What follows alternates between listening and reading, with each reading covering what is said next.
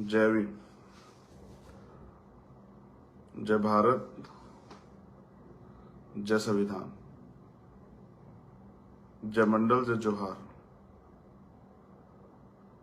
आज गए लाइव राजस्थान में कल होने वाले मतदान और अपने बहुजन समाज के सभी साथियों से बहुत सारी अपील को लेके। मेरे प्यारे साथियों,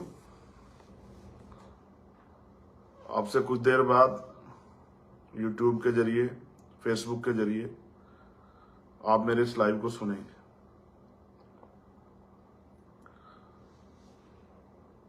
और आपसे यही मेरा आग्रह है कि मेरी इस बात को ज्यादा से ज्यादा लोगों तक पहुंचाना। समय समय पे भारत की धरती पर जन्मे सभी संतों, गुरुओं, महापुरुषों को नमन करता हूं। राष्ट्रपिता ज्योतिबा फूले, छत्रपति साहू जी महाराज, ईवी पेरियर, रामास्वामी नायकर, प्यारेलाल यादव, बाबू जगदेव प्रसाद कुशवाहा, जननायक कपूरी ठाकुर, मामना रामचू वर्मा, संत राम पी प्रजापति, संत गाडगे जी महाराज, नारायणा गुरु, महामानव तथागत बुद्ध, सदगुरु रविदास जी, भगवान वाल्मीकि जी, गुरु नानक देव, राजस्थान के भी लोक देवता जिनको लोग बड़ा पसंद करते हैं, तेजा जी महाराज, राम सापीर, देवनारायण भगवान, ये यहाँ के लोक देवता हैं जिन्होंने यहाँ अन्याय अत्याचार के खिलाफ लड़ाई लड़ी, बराबरी की बात की। डॉक्टर बाबा साहब अम्बेडकर, मान्यवर दीना भाना वाल्मीकि साहब, मान्यवर काशीराम साहब, और जिस शख्सियत का आज जन्म दिवस है, बाबा साहब अम्बेडकर के वैचारिक सहयोगी रहे सर छोटू राम जी को भी नमन करता हूं।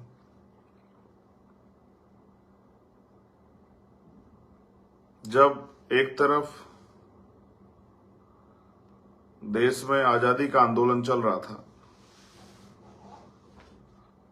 और किसान, नौजवान, हाशिए पे जो समाज है, जाति के आधार पे जिनको ऊंच नीच की भावना के साथ पीछे रखा गया, जो शोषण के शिकार हुए, उनका नेतृत्व कर रहे थे एक तरफ बाबा साहब अम्बेडकर, एक तरफ सर छोटू राम। क्योंकि हम देश में जाति है, जाति के हिसाब से नेता बनाते हैं, जाति के हिसाब नेता मानते हैं, कर्म के आधार पर नहीं मानते। सर छोटू राम, एक तरफ असहयोग आंदोलन चल रहा, दूसरी तरफ गांधी जी ने कहा कि भाई ये जो स्कूल हैं, मिशनरी स्कूल्स में जाना बंद कर दो, पढ़ाना बंद कर दो अपने बच्चों को। सर छोटू राम इस बात को समझते थे, शिक्षा को वो हथियार मानते थे। उनका मानना था कि जब तक मेरा समाज, मेरे लोग, किसान का, मेरे मेहनत कश लोग ये पढ़े लिखेंगे नहीं, तब तक इनको अच्छे बुरे का ज्ञान ही नहीं होगा, इनकी तरक्की के रास्ते नहीं खुलेंगे। तो उन्होंने अपने लोगों से कहा कि आप अपनी पढ़ाई मत छोड़ो, पढ़ाई का काम जारी रखो, क्योंकि पढ़ाई ही आपके रास्ते खोलने का काम करेगी। और इसी बात को डॉक्टर बाबा साहब अम्बेडकर ने कहा कि शिक्षा श्रेणी का वो दूध है जो पिएगा उसको दहाड़ेगा। शिक्षित बनो। ये जो हमारी वैचारिकी है, इस वैचारिकी को, ये वैचारिकी हमें बल देती है।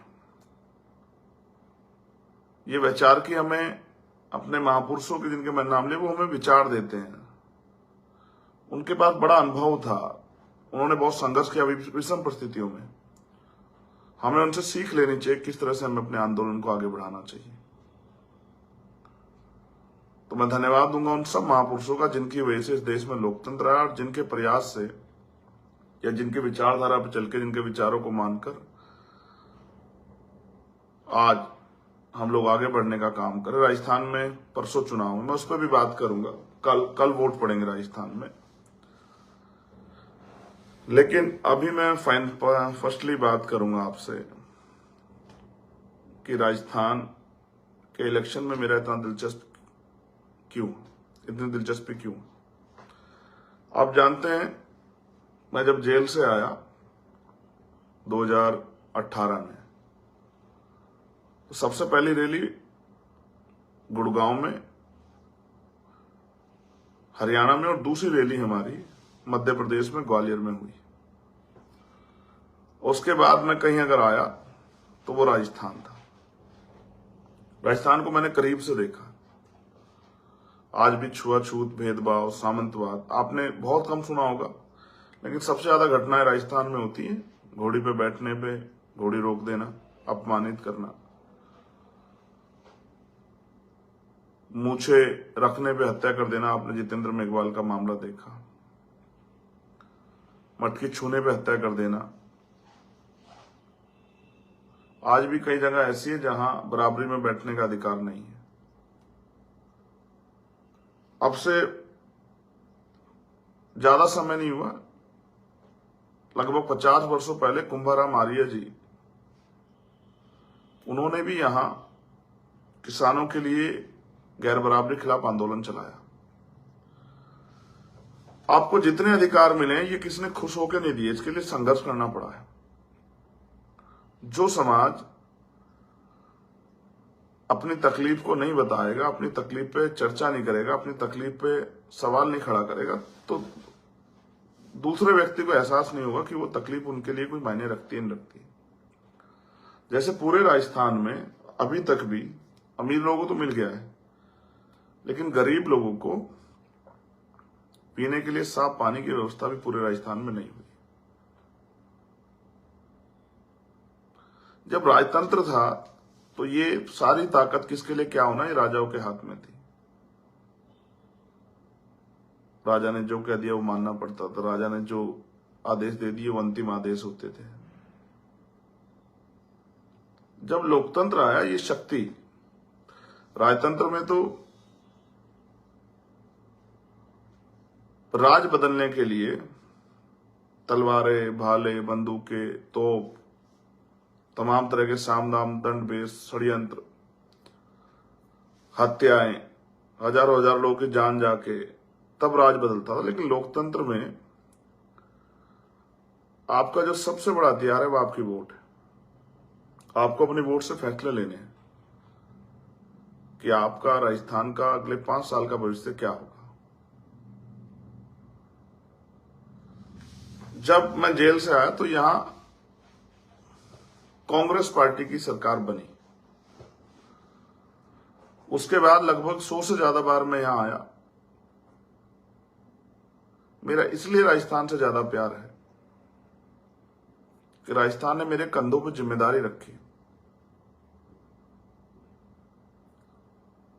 2022 विधानसभा चुनाव के बाद कोई शायद आपसे ये बात ना बताए, मैंने बहुत मेहनत की थी 2022 के विधानसभा चुनाव में। उससे पहले भी हमारे लोगों ने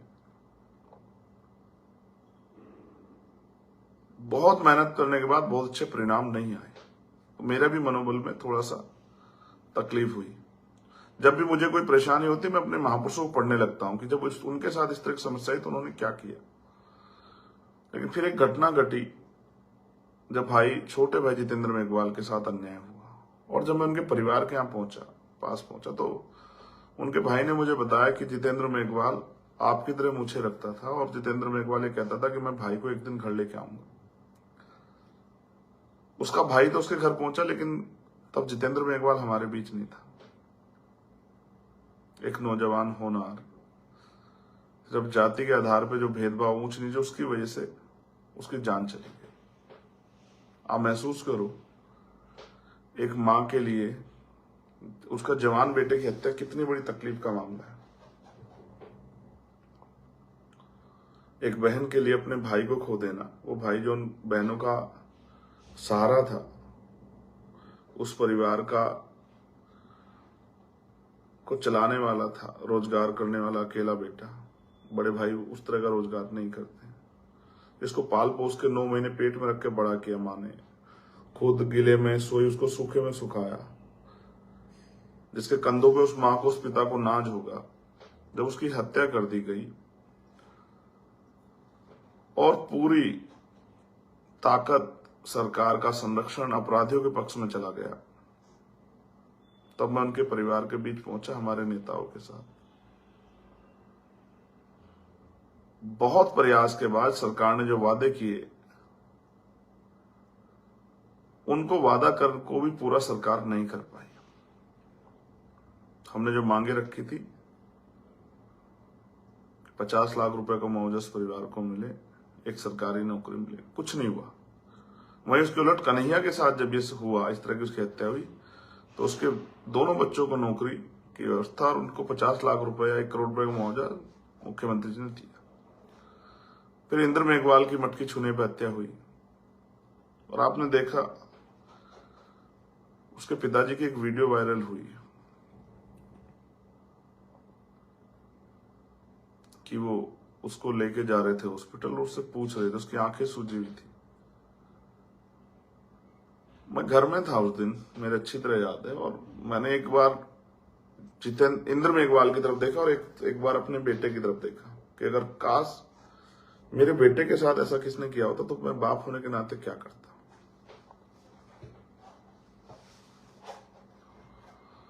फिर मैं वहां गया भी 4 बार, मुख्यमंत्री जी के आदेश पे मुझे वहां से वापस दिल्ली छोड़ के आए। मैंने हाथ में जोड़े कि यार एक बार उस परिवार से मिल लेने दो। उम्मीद करके बैठा, उन्होंने मुझसे फोन पे कहा कि भाई आपको आना है, मुझे जब तक न्याय नहीं मिला जब तक आप नहीं आओ। फिर मैं बचते बचाते किस तरह चला भी गया, लेकिन सरकार ने जो रवैया अपनाया वो अच्छा नहीं था।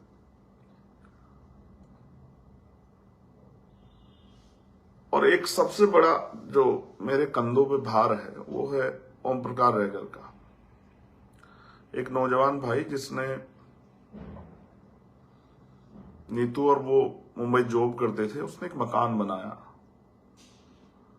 प्लास्टर हुआ, पेंट नहीं हुआ, गेट नहीं लगे थे, और वो बच्चा, मैं उससे कभी मिला नहीं, लेकिन जब उसके पिता का अपमान किया गया, उसके पिता को पीटा गया, वो थाने गया तो पुलिस ने उसको वहां से भगा दिया नेताओं के इशारे पे।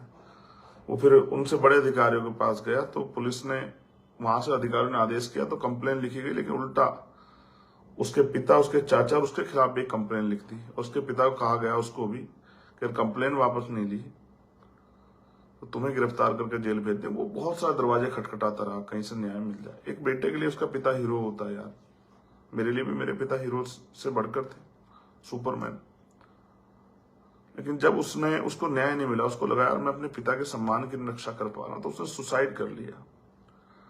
और सुसाइड नोट में मेरा नाम लिखा। जब मुझे किसी ने बताया सुसाइड नोट में आपका नाम, मुझे भय हो गया कि यार ऐसा क्या हो, मैंने क्या कर दिया जो मेरा नाम सुसाइड नोट। अक्सर आदमी सुसाइड नोट में लिखता है उसका नाम जिसकी वजह से उसने सुसाइड किया, लेकिन उसने लिखा। मैं नहीं मिला कभी ओम प्रकाश से। अभी उनकी माता जी आई परसों। कुछ लोगों को ड्रामा लगेगा, कुछ को खेल लगेगा, लेकिन मुझे नीतू ने बताया, ओम प्रकाश की छोटी बहन, भैया हम यही है। मुझे नहीं पता था माँ भी वहां है, लेकिन जब वो जिस तरह रोई मुझसे लग के, मैं भावुक आदमी हूं, मैं किसी का दुख नहीं देख पाता, मैं भी भावुक हो गया, लेकिन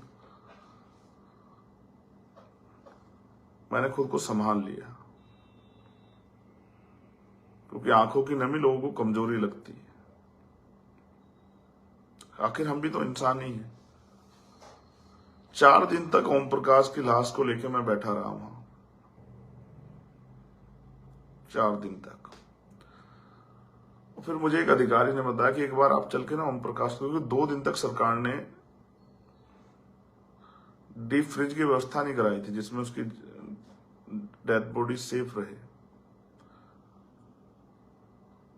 जब मैंने देखी उसका मुंह इतना बड़ा हो गया था, बिल्कुल सुर्ख काला, इतना बड़ा, पहचान भी नहीं आ रहा है। तो मैंने नीतू से कहा कि बेटिया तुम पढ़ी लिखो मेरे साथ और एक बार देखो, ऐसा ना हो कि हम इसका अंतिम संस्कार भी ना कर पाए। सरकार को आगे बढ़ के उसकी मदद करनी चाहिए थी, नहीं की। जो वादे किए सरकार ने हमारे साथ वो भी पूरे नहीं किए। उस सरपंच को, ताकतवर सरपंच को गिरफ्तार ही नहीं किया, उल्टा उसका नाम निकालने का प्रयास किया। फिर पता लगा जबकि सुसाइड नोट में उसने नाम लिखे थे, कहा कि इसकी जांच कराएंगे, कोई जांच नहीं हुई, क्योंकि ये जांच कराने की ताकत सरकार की पे है। हम जांच भी कराएंगे, करनी तो पुलिस को ही है ना। उस सुसाइड नोट को पढ़ के मेरे अंदर एक आग पैदा हुई। उसमें लिखा था कि चंद्रशेखर भाई आए, मुझे न्याय दिलाएं और अपने हाथ से मेरा अंतिम संस्कार करें। उस दिन मेरी 2 बड़ी रैलियां छूटी। एक साथी ने कार्यक्रम किया था वहां पर जौनपुर में अपनी बहन की शादी का। उसने मुझसे कहा था भैया आना है। मेरे हिसाब से तारीख तय की सब कुछ, लेकिन एक तरफ उसके परिवार के पास जाना था, दूसरी तरफ इस परिवार की लड़ाई लड़नी थी। तो मैं डट के बैठ गया। मैंने उससे हाथ जोड़े कि नहीं आ पाऊंगा।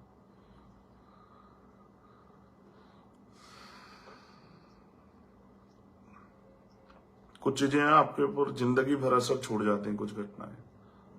जिस दिन मैंने ओम प्रकाश रैगर का अंतिम संस्कार किया अपने हाथ से, क्या तो आदमी अपने पिता का करता है या उसी का करता जो ब्लड रिलेशन में होता, लेकिन एक रिश्ता वो बना गया मुझसे। यहाँ बहुत नेता थे और देश में बड़े बड़े नेता, किसी का नाम नहीं लिखा उसने। यहाँ के किसी विधायक मंत्री का नाम, उसको भरोसा नहीं था। उसको भरोसा था चंद्रशेखर आजाद पे, भीम आर्मी पे। उसी दिन मैंने संकल्प लिया कि अपने भाइयों को न्याय दिलाना है, लेकिन न्याय दिलाने के लिए शक्ति की जरूरत है। और शक्ति लोकतंत्र में उनके पास है जिनकी राजनीतिक हैसियत है। वो दिन है। और फिर लगातार मैं अपने साथियों के साथ, हमारे नेता जो यहाँ है, अनिल जी और तमाम लोग, उनके साथ, जितेंद्र जी, मीना जी, सतपाल चौधरी, सबके साथ, और हमारे नीचे के जो नेता है सबके साथ मैं लगातार वो कोशिश करता रहा कि राजस्थान में सामंतवाद की ये जड़ें कटें और समानता का राज, लोकतंत्र का, संविधान का राज स्थापित हो। मैं राजस्थान में पैदा नहीं हुआ, यहां से कई 100 किलोमीटर दूर पैदा हुआ।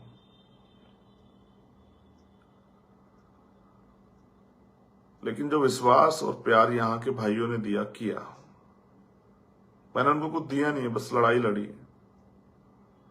हमेशा उनके मान सम्मान की बात आई तो मैं हमेशा उनके साथ खड़ा रहा।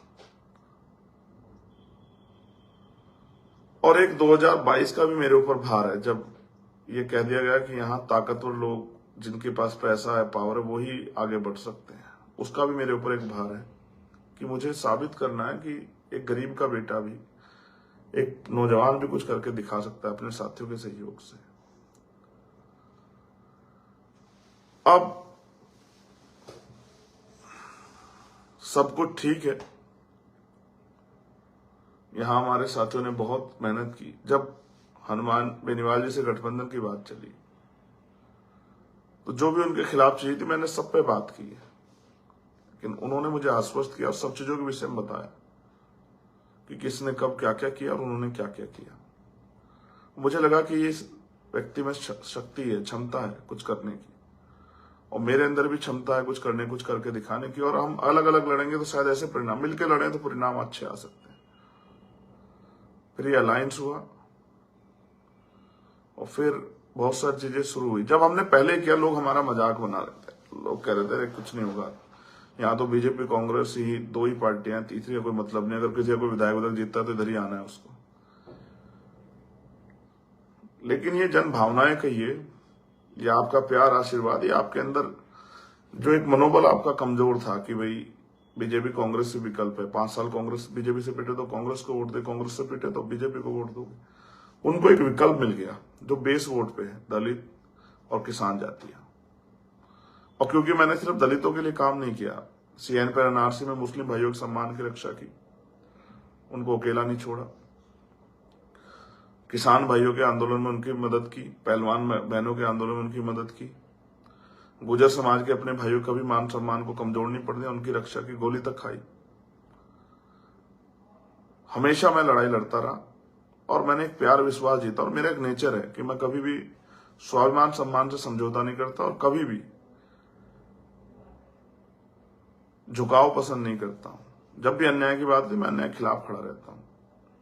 इसलिए हर जाति धर्म के लोगों में, चाहे वो हमारी पार्टी में हो नहीं, एक प्यार विश्वास है, एक लगाव है मुझसे। और यहां भीम आर्मी के लोगों ने मेरी एक इशारे पे कई बार राजस्थान बंद करने का काम किया, बहुत मेहनत की उन लोगों ने। मैं उनकी हिम्मत क्षमता को भी जानता हूं,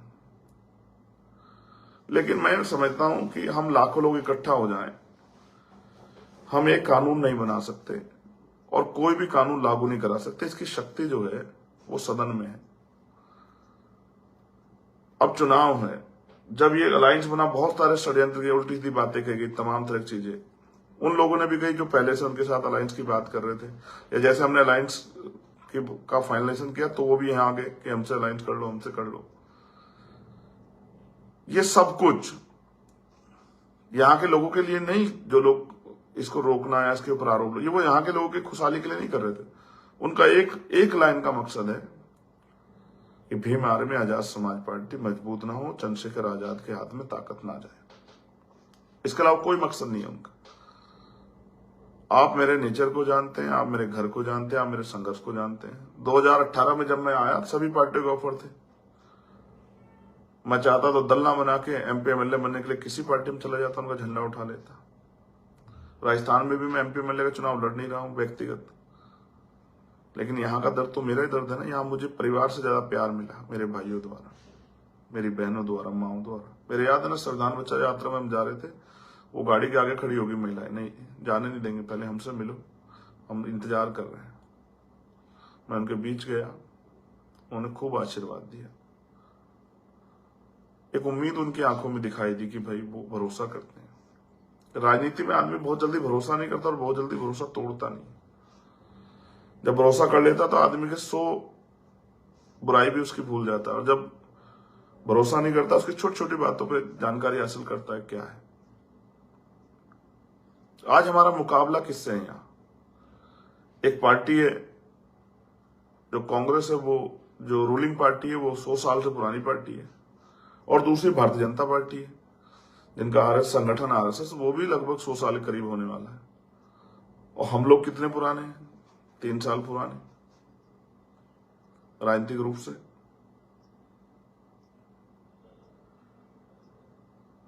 कोई कहता है आप किसी कमजोर कर रहे हो। मैंने किसी कमजोर नहीं किया। 2018 में आपने कितनी ताकत यहां बनाई आप बेहतर जानते हैं। जो लोग इस बात कहते हैं 2022 में आपने यूपी में कितनी ताकत बनाई आप बेहतर जानते हैं। मेरी लड़ाई आपसे है ही नहीं। मुझे तो पता, आज नहीं तो कल आपके जो साथ जो लोग काम कर रहे हैं उनको मेरे साथ आना ही आना है, क्योंकि मैं पिछले आंदोलन में जो गलतियां उनसे सीख लेके आगे बढ़ रहा हूं। मैं विश्वास से कहता हूं बहुत जल्द उनको मेरे साथ आना, आशीर्वाद देने, सहयोग करने, और अगर सच में महापुरुषों के आंदोलन को आगे बढ़ाना चाहते हैं। मेरी उनसे कोई लड़ाई नहीं, मैं कभी उनके खिलाफ कोई बात नहीं करता। वो अलग बात है कि राजनीतिक विरोध कांड वो हमेशा मेरे खिलाफ, भीम आर्मी आजाद समाज पार्टी के खिलाफ कुछ ना कुछ करते रहते हैं। कभी कहते हैं ये बेकार का संगठन, कभी कहते हैं फलाने से प्रभावित है, और फिर इनका व्यक्ति को इनके दल में जाता है एकदम ले भी लेते हैं।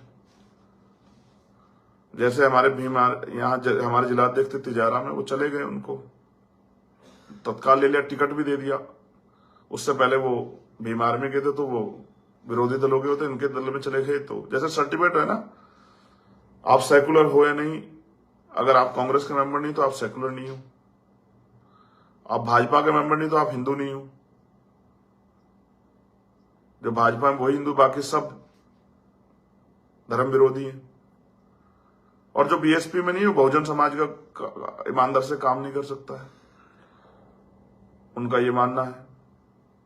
ये जो सर्टिफिकेट वाली चीजें है ना, ये सर्टिफिकेट वाली चीज चल ही नहीं सकती। ह्यूमन नेचर है, मनुष्य कभी, बुद्ध कहते हैं ना, जिंदा व्यक्ति कभी बदल सकता है। प्रमाण आपके सामने है, परिणाम आप देख लेना। पिछला आंदोलन बहुजन से सर्वजन हो गया, ये प्रमाण है। वही कांग्रेस जब जिसने दलित पिछड़ों की बात नहीं की, उनके नेता आज कहते हैं कि जिसकी जितनी आबादी उसको उतना हक मिलना चाहिए, जातिगत जनगणना होनी चाहिए, जबकि उन पर मौका था, उन्होंने करा ही नहीं। भारतीय जनता पार्टी के लोग बाबा साहब अम्बेडकर के जीवित रहते हुए, आरएसएस के लोगों ने उनकी अर्थी निकाली, आज बाबा साहब की पोस्टर लगा रहे हैं, आज को उनकी जयंती मना रहे हैं। अपने अपने राजनीतिक फायदे को ध्यान में रखते पार्टी अपने अपने काम करती रही, लेकिन अब उन लोगों से मुकाबला, उनके पास धन बल है, बाहुबल है, मीडिया उनके पास है, वो लंबे समय से राजनीति करते हैं, खूब षड्यंत्र भी कर रहे हैं जितने कर सकते हैं। अब आप ये सोचो, हमारी इतनी बड़ी बड़ी रैलियां यहां हुई, कितनी रैलियां दिखाई उन्होंने टीवी पे, जो मेन स्ट्रीम मीडिया है देश का। बायतू की रैली कितनी बड़ी थी, कोलायत की, लोहावट की, विराटनगर की, बानसूर की, महुआ की, दौसा की, परबतसर की, भोपालगढ़ की कितनी बड़ी बड़ी रैलियां थी, एक भी नहीं दिखाई। क्यों नहीं दिखाई भाई? अब आप ये भी समझो, जो हमारे साथी थोड़ा सा परेशान होते हैं उनको भी बताता हूं। मोदी जी के पास अपने साधन है, हेलीकॉप्टर है, बड़े बड़े साधन है, वो चाहे तो एक दिन में 4 सभा कर सकते हैं। कांग्रेस के पास भी है, बीएसपी के पास भी है, और दलों के पास भी है। अब हम भी चुनाव लड़ रहे हैं। राजस्थान क्षेत्रफल की दृष्टि बहुत बड़ा, अगर हम साधन नहीं जुटाएंगे, हमें एक रैली से दूसरी रैली में जाने में 1 दिन का समय लगेगा। अब आप सोचो कैसा इसको जैसे मानव काशीराम कहते हुए, लोकतंत्र भारत में लोकतंत्र नहीं है, ये धनतंत्र है, पैसे के आधार पे। इसका उदाहरण समझो भाई, समय तो वही है, इतने दिन का प्रचार का। 23 तारीख को 5 बजे प्रचार बंद हो गया, मेरे लिए भी उसमें बंद हो गया, लेकिन उनके पास साधन है, वो तो जा सकते हैं। मेरे लिए कोई 2 महीने का टाइम थोड़ा दे रहे कि भाई आपकी पार्टी नहीं है, आपकी पार्टी साधन नहीं, तो आप 2 महीने और प्रचार कर लो, आपका वोट 2 महीने बाद पड़ जाएगा। ऐसा तो नहीं है, वोट तो उसी दिन पड़ेगा हर विधानसभा में, इस दिन और पार्टी को पड़ेगा। लेकिन मेरे पास क्या है उस तरह के साधन? ये तो धन्यवाद हो भाई हनुमान जी बेनीवाल का कि उनका समाज बड़ा सक्षम है, उन्होंने उनको थोड़े साधन दिए, उस आदमी ने प्रयास किया तो हम ज्यादा लोग सभाएं कर पाए। मीडिया हमारी बुराई तो दिखा सकता है, अच्छा ही नहीं दिखाएगा, कमियां ढूंढता रहेगा, कोई कमी मिल जाए। आप सोचो, नए लोगों के लिए राजनीति करना कितना मुश्किल है, हर तरफ से। जब तक ये नया अलायंस था तब तक तो वो हमें इग्नोर कर रहे थे, लेकिन जैसे ये अलायंस ताकतवर होने लगा, और एक सबसे बड़ा ये हुआ कि एक दिल्ली के एक पत्रकार ने एक वीडियो डाली जिसमें उन्होंने कहा कि आजाद समाज पार्टी बड़ा कर रही है इस बार राजस्थान। उस बहुत सारी साजिशें शुरू हो गई उसी दिन, जिस दिन ये हुआ।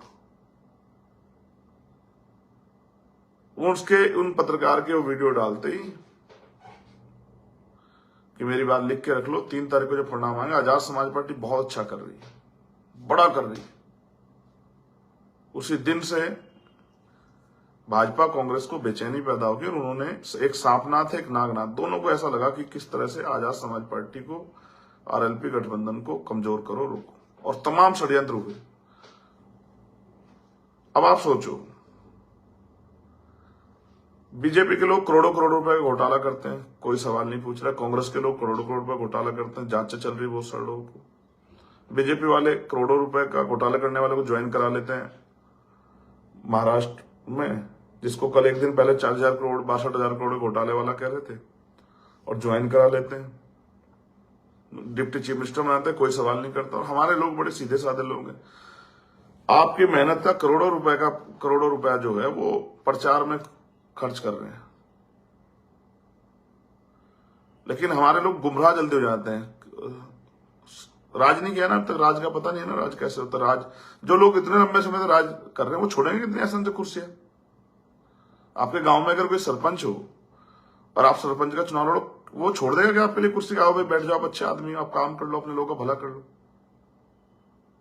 क्यों छोड़ेगा? वो तो कोशिश करेगा कि आपको किस तरह कमजोर किया जाए। तो ये करोड़ों करोड़ रुपए घोटाला करने वाली पार्टियां, और मैं किसी के लिए बुरा नहीं कह रहा हूं, लेकिन बहन जी के खुद के भाई पे 400 करोड़ रुपए उनका बरामद हुआ और अखबार में खूब जगह छपी। आदमी अपने परिवार के सगे भाई की जिम्मेदारी नहीं ले सकता है।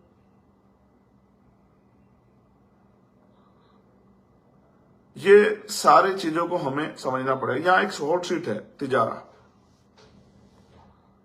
वहां यूपी में बाबा योगी आदित्यनाथ और यहां बाबा बालकनाथ है, वो वहां लड़ रहे हैं। वहां हमारे प्रत्याशी उद्यमी पोसवाल, कांग्रेस के प्रत्याशी हैं दूसरे एक और साथी, और वहां हमारा प्रत्याशी उनको टक्कर दे रहा है। वो उनके लिए मुसीबत बना हुआ है। खूब प्रयास किए उसको कमजोर करने के, खूब साजिशें की। वहां बीएसपी के भी प्रत्याशी थे, उन्होंने भाजपा को समर्थन दे दिया। हमारा प्रत्याशी, उसके ऊपर मुसीबत आ रही है, उसकी 2-3 जो उसकी कंपनियां थी उनको बंद करवा दिया, बहुत सारी चीजें उसके खिलाफ की गई, लेकिन वो लड़ रहा है, हिम्मत से लड़ रहा है। और पूरे राजस्थान में जाहिर हो गया कि चंद्रशेखर आजाद और आजाद समाज पार्टी, हमारे लीडरों की मेहनत कामयाब हो रही है। हम बानसूर, तिजारा, विराटनगर, मुंडावर, थानागाजी, भरतपुर नगर, दौसा, महुआ, गंगापुर सिटी, जैतारण जीत रहे हैं। अब इनको लगा कि अगर ये खड़ा हो गया अपने पैरों पे तो ये तो पूरे देश के बहुजन समाज को इकट्ठा कर लेगा, तो इसको रोको। और रोकने के जिसकी बुराई, जिसको रोकने का कोई रास्ता नहीं, उसकी बुराई की जा सकती है, इसके अलावा कोई तरीका उनके पास नहीं। मैं अकेला इससे थोड़ा, जब बाबा साहब अम्बेडकर क्यों बनाए, अच्छा बाबा साहब अम्बेडकर ने पार्टी, आप बताओ ना, वहां तब भी तो कांग्रेस पार्टी थी, मुस्लिम लीग भी थी, तब अकाली दल भी था, बाबा साहब ने क्यों बनाई? वो इन पार्टियों के मेंबर क्यों नहीं बने?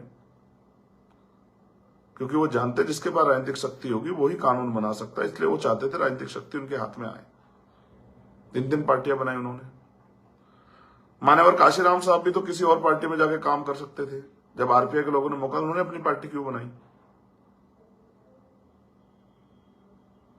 और हमने अपनी पार्टी इसलिए बनाई कि उनका रुका हुआ काम, उनका अधूरा कारवा हम लोग पूरा कर सके। यहां कई बार बहुजन समाज पार्टी के एमएलए जीते और अगले दिन वो कांग्रेस में शामिल हो गए। कांग्रेस का काम करने, वोट हमारे लोगों से ली, हमारे लोगों ने उनके लिए लाठियां खाई, मुसीबतें झेली, संघर्ष किया, कि अपना जेब से पैसा खर्च करके एक वोट तैयार किया, और वो कांग्रेस पार्टी में चले गए।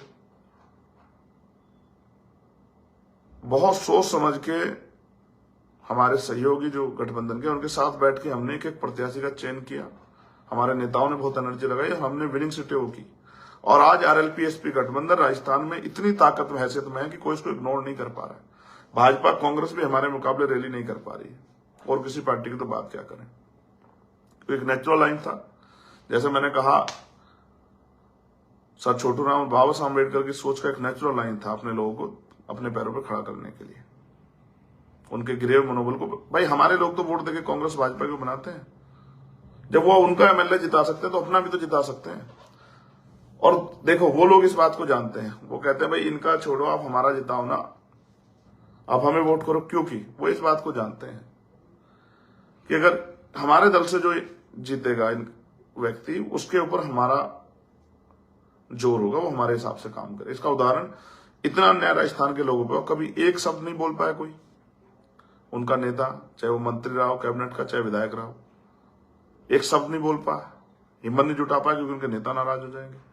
तो वो चाहते हैं अगर इनका कोई आदमी आगे बढ़े तो उसके कंधे पे भी हमारा हाथ, जैसे पतंग बहुत ऊंची भी उड़ जाए लेकिन डोर मालिक के हाथ में होती है, जब चाहे नीचे कर दे, जब चाहे ऊपर उड़ा दे, चाहे ढील दे दे, चाहे खींच ले। इसलिए वो हमारी स्वतंत्र ताकत नहीं बनने देना चाहते। इस बार आप पे राजस्थान में स्वतंत्र ताकत बन रही है, आपकी हैसियत बन रही है, आपकी हिम्मत बन रही है, और ये राजस्थान पूरे देश को संदेश देगा।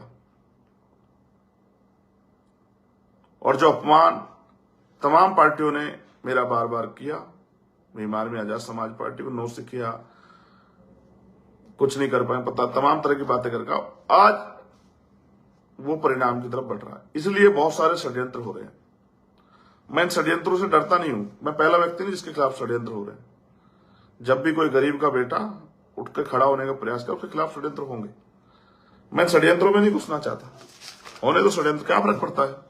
मेरे लोग समझदार है, उनको नहीं पता इस देश को लूट के कौन खा रहा है, इस देश के साधन संसाधन किसका कब्जा है, बड़े बड़े मॉल फैक्ट्रियां किसकी हैं, बड़े बड़े बिजनेस किसके हैं, क्या हमारे लोग नहीं जानते हैं, उनको सब पता है। कोई किसी के मन में चल रहा है भाई हेलीकॉप्टर कहां से आ गया, हेलीकॉप्टर आपके यहाँ नागौर के जो सांसद हैं उन्होंने अरेंज किया, जाओ उनसे जाके पूछ लो कहां से हेलीकॉप्टर।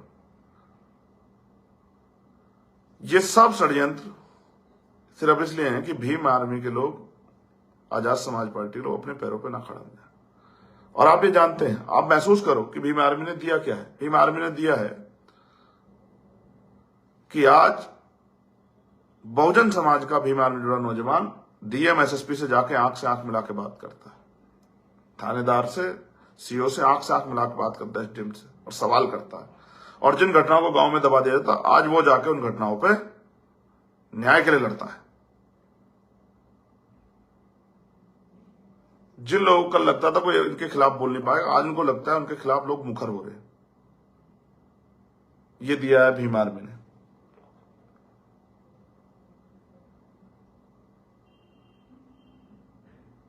हमने जनरल सीट पे मैंने और हनुमान जी बेनीवाल जी ने दोनों ने जनरल सीट पे अपने मेघवाल, बैरवा, बावरी, रैगर, जाटव, तमाम समाज के जो वंचित वर्ग की जातियां, प्रजापति, सबको टिकट दिए। ज्यादा ज्यादा टिकट हमने उन नौजवानों को दिए जो संघर्ष कर रहे हैं कि आओ भाई लड़ो, जिनको कोई प्लेटफॉर्म नहीं दे रहा, क्योंकि सब कुछ धन पे आधारित है। और इसी साधनों से हमने उन गरीब भाइयों का भी प्रचार किया जो बेचारे साधन विहीन है, कि वो भी आगे बढ़े।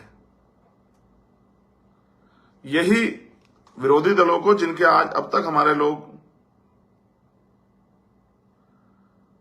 धोख लगाते थे, अब तक हमारे लोग जिनके दरवाजों की आज उनके यहाँ टिकट लेने वाले बर्दाश्त नहीं हो रहा है, और इसलिए सारे षड्यंत्र किए जा रहे हैं। इनसे घबराने की जरूरत नहीं है मेरे साथियों।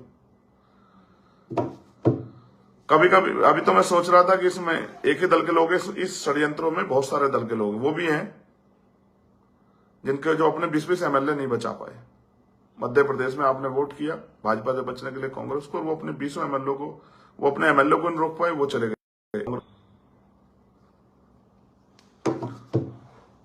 वो भी लोग शामिल हैं, लेकिन इससे घबराने की जरूरत नहीं है मेरे साथियों। ये सब चीजें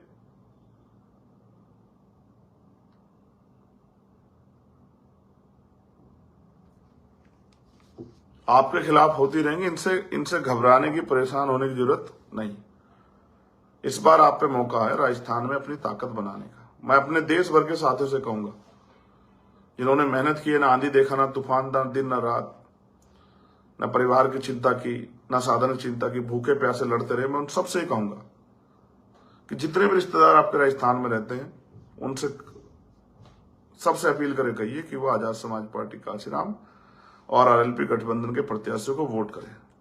जहां बोतल का निशान है वहां बोतल को वोट करें, और जहां केतली का निशान है वहां केतली को वोट करें। आपकी एक एक फोन की मदद, जो इस प्रदेश से बाहर के, उनके एक एक फोन की मदद आजाद समाज पार्टी को यहां बल देगी। तो वो फोन करें, लोगों से अपील करें कि वो आजाद समाज पार्टी काशीराम को अपने पैरों पर खड़े होने का मौका दे।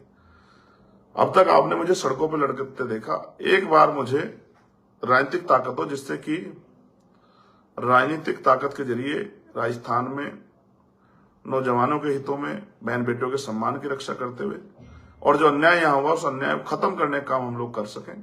किसानों के लिए नई योजनाएं, पीने के लिए साफ पानी की व्यवस्था, तमाम तरह के वो प्रयास जिससे लोगों के जीवन में खुशहाली आए, अधिकारी कर्मचारियों के सम्मान की रक्षा, वो सारी लड़ाई लड़ सके जिसकी राजस्थान को जरूरत है।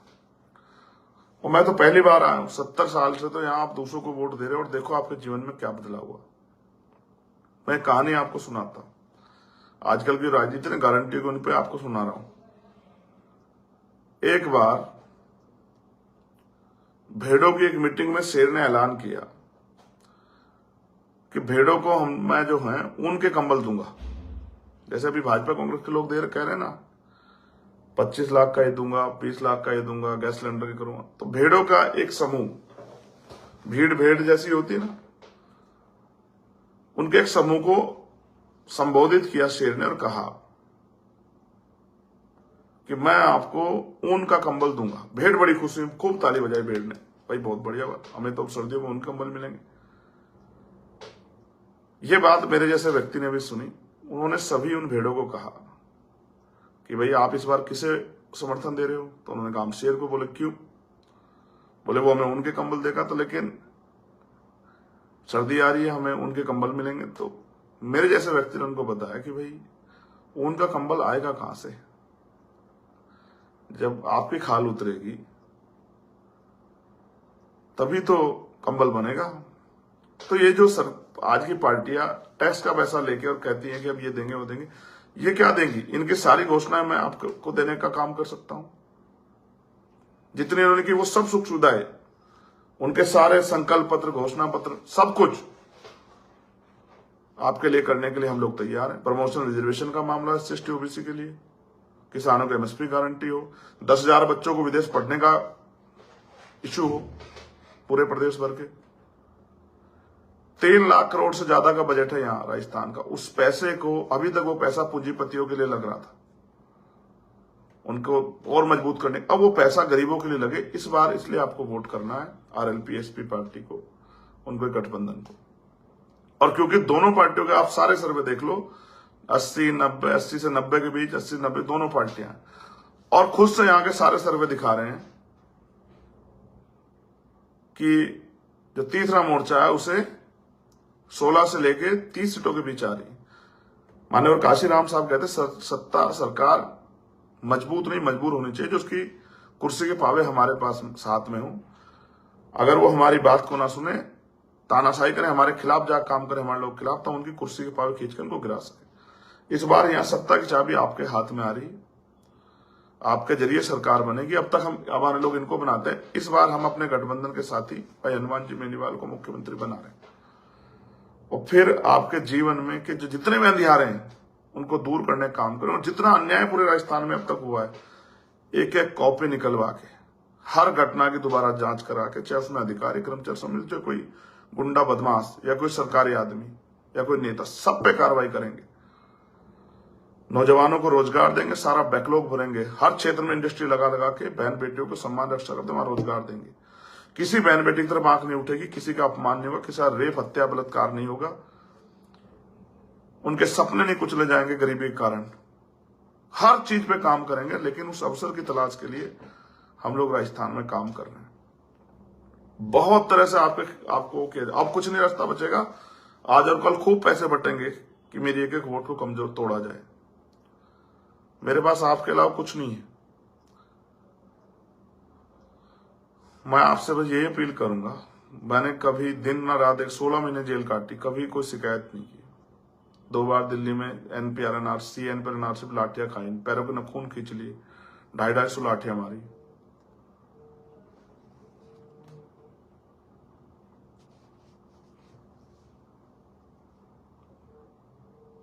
मैंने कभी इसकी परवाह नहीं की। तिहाड़ रह के आया मैं। इनकी जब CBI इनकम टैक्स से नहीं डरा कि मेरे पास कुछ है नहीं, जब मैं इनके झूठे मुकदमे जेल से नहीं डरा, तो इन्होंने मेरे ऊपर गोली चलवा दी। 4 गोली चली, फिर भी मैं बच गया। मैं इनकी राह में कांटा हूं। आप कांग्रेस को वोट दोगे, साहब कहते थे अगर हमारे लोग पंजे को वोट देंगे तो पंजे वाले ताकतवर होंगे, अपने लोगों के लिए काम करेंगे। फूल को वोट देंगे तो फूल वाले ताकतवर होंगे, अपने लोगों के लिए काम करेंगे। आप मुझसे ये तो कहते हो कि भाई हमारे जीवन में समस्या है, लेकिन उनको खत्म करने के लिए जिस ताकत की जरूरत है वोट की, अगर आप मुझे नहीं दोगे तो मैं ताकतवर कैसे हूं। अगर आप चूक जाते हो किसी पैसे में, किसी प्रभाव में, किसी भी चीज में, अगर आप अपनी वोट को कमजोर कर देते हो, बिखराव कर देते हो, उसका खामियाजा आपको अगले 5 साल भुगतना पड़ेगा। जो अन्याय जुल्म जाती होगी उसके जिम्मेदार कहीं ना कहीं आप होंगे, अगर अपनी वोट का फैसला आपने RLP SP गठबंधन के पक्ष में नहीं लिया। कुछ साथी इसलिए नाराज बैठे होंगे, भाई मेरे प्रदेश, मेरी विधानसभा में नहीं आए, हमारे प्रोग्राम नहीं किया, मुझे फोन पे बात नहीं की, प्रत्याशी मेरे घर नहीं आया। प्रत्याशी को छोड़ दो ना, बस चंद्रशेखर आजाद को याद रखो, हनुमान बेनीवाल को याद रखो कि आपका कोई अपना है जो अपनी जान की बाजी लगा के आपके लिए लड़ रहा है। जो कोई कुछ कह रहा है सुन लो ना, सबकी सुन लो, जो तुम्हारे घर आ रहा है उसकी भी सुन लो, सबका सम्मान करो। बस वोट की ताकत Azad Samaj party RLP alliance को दे दो। जहां बोतल का निशान मिले बोतल को वोट दो, और जहां केतली का निशान मिले केतली वोट देके इतने हाथ मजबूत कर दो कि इस बार राजस्थान में जो जुल्म जाते हैं, अत्याचार आप सदियों सहते आ रहे हैं, कई दशकों से उसकी जड़ में काट सको। यहां मेरी अकेले की वोट में भी इतनी ताकत है, और आपने अगर उचित फैसला लिया तो एक नए युग की शुरुआत राजस्थान से होने जा रही है। अगर आप किसी की बातों में आगे सोचने लगे, इधर उधर देखने लगे, किसी सुविधा के चक्कर में पड़े, किसी प्रलोभन के चक्कर में, तो बात कमजोर पड़ जाएगी। जैसा मैंने कहा, कितनी रैली, कितने इंटरव्यू इन्होंने मेरे दिखाए, आपने देखा, इतनी बड़ी बड़ी रैली हो गई। और मैं किन से लड़ रहा हूं? खूब धन वाली पार्टियां, खूब साधन वाली पार्टियां। मैं किन के भरोसे लड़ रहा हूं? आपके।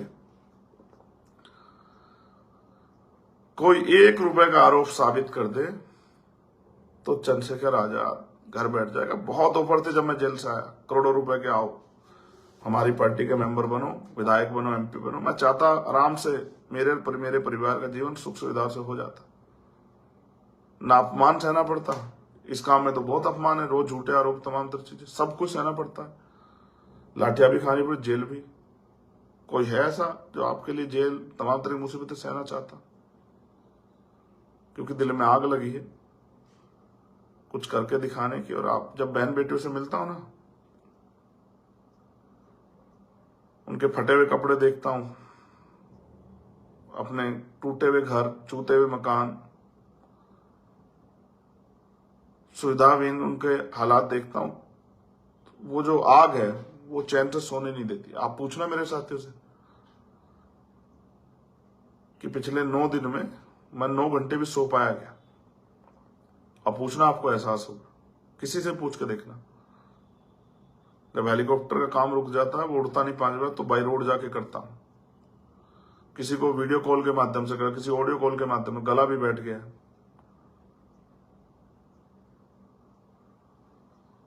अब आप प्रदेश के जितने हमारे साथी हैं भीम आर्मी आजाद समाज पार्टी के, किसी के चक्कर में मत पड़ो। आरएलपी एसपी को वोट देकर उसको ताकतवर बनाओ और मेरे संदेश को हमारे लोगों तक पहुंचाओ, माओ तक, बहनों तक। अपने बूथों को मजबूत करो, अपने बूथों की जिम्मेदारियां संभालो और जम के वोट करो। अपना वोटिंग परसेंटेज बढ़ाओ। जो बाहर यहां से दूर है उसको बुलाओ, उसको बताओ वोट बहुत जरूरी है, देनी अपने भाई की ताकत बनाने के लिए।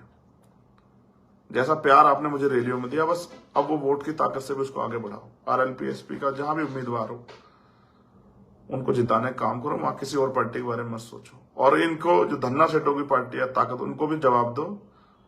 जब मैं नहीं था, जब आप पे, और राजस्थान के लोगों से भी कह रहा हूं, जब आप पे विकल्प नहीं था, आपको भाजपा कांग्रेस देना, अब तो विकल्प है ना, विकल्प को वोट दो, फिर देखो कैसे बदलाव होता है। मुझे ओम प्रकाश रेगर को न्याय दिलाना है। जितेंद्र मेघवाल, इंद्र मेघवाल, तोला गुजर को, कोजाराम मेघवाल को, पूर्ण रेगर को, ओम प्रकाश जाट को, पुष्कर नागर को, सबको न्याय दिलवाना है। अगर राजनीतिक शक्ति नहीं हुई तो वो काम देरी की तरफ चला जाएगा। इसलिए मैं अपने नौजवान भाइयों से, बहनों से, माओ से अपील करूंगा, बुजुर्गों से, कि वो किसी की बातों में ना आरएलपी एसपी गठबंधन को वोट करें और एक बार मुझे आपकी सेवा करने का मौका दें।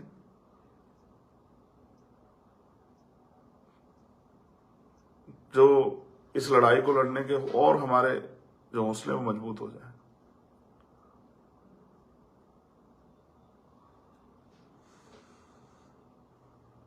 वोट की रक्षा बहन बेटी की रक्षा की तरह करनी होती है, काशीराम साहब बता के गए थे। उस बात को याद करते हुए जब आप कल वोट डालने जाएं तो आरएलपी एसपी गठबंधन को बोतल और केतली चुनाव निशान पर वोट करें और एक फैसला अपनी आजादी की तरफ लें, अपने बच्चों के भविष्य की तरफ लें, अपने वर्तमान को बेहतर करें, संविधान की रक्षा के लिए, लोकतंत्र की रक्षा के लिए, और भाजपा कांग्रेस को मुंह तोड़ जवाब दें। आप संविधान पे खतरे की बात करते हैं, ये कांग्रेस और तमाम दल यही है, उन सब के होते खतरा आया। मैं तो राजनीतिक रूप से इतना ताकतवर नहीं बनाया अभी आपने, लेकिन इस बार मैं राजस्थान के अपने कमजोर वर्गों के भाइयों के लिए, किसान नौजवानों के लिए वोट मांग रहा हूं। इसलिए आपसे अपील करता हूं कि आप आरएलपी एसपी गठबंधन को वोट करें और उस लड़ाई को लड़ने। ये गठबंधन लंबा चलेगा, अभी हमारी तरफ से आप बेफिक्र रहें, लंबा चलेगा और इससे ऐतिहासिक परिवर्तन होंगे। बाबा साहब अम्बेडकर और माननीय काशीराम साहब और छोटू राम का जो सपना था वो पूरा होगा, हमारे बहुजन समाज के महापुरुषों का सपना। और कुछ मुझे नहीं लगता। आज एक और महत्वपूर्ण दिवस है, गुरु तेग बहादुर जी की शहीदी दिवस है, उनको भी नमन करता हूं।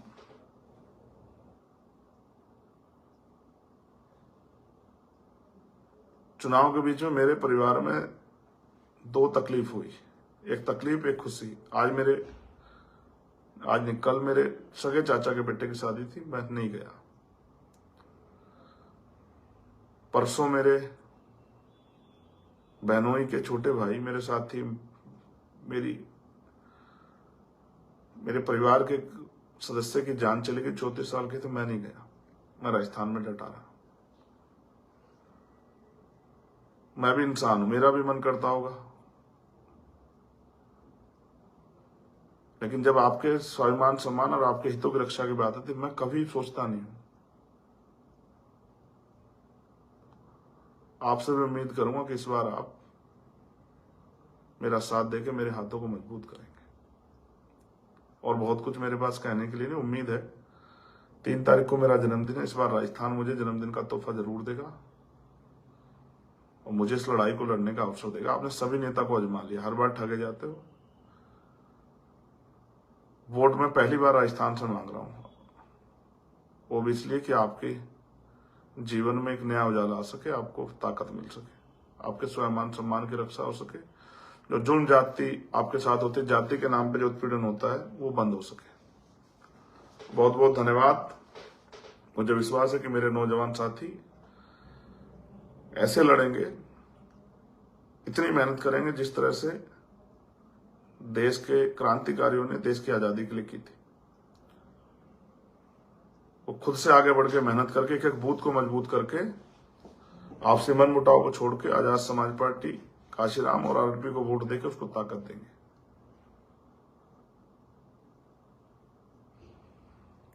जय भीम, जय भारत, जय संविधान, जय मंडल, जय जोहार। आप सभी के लिए मंगल कामनाएं।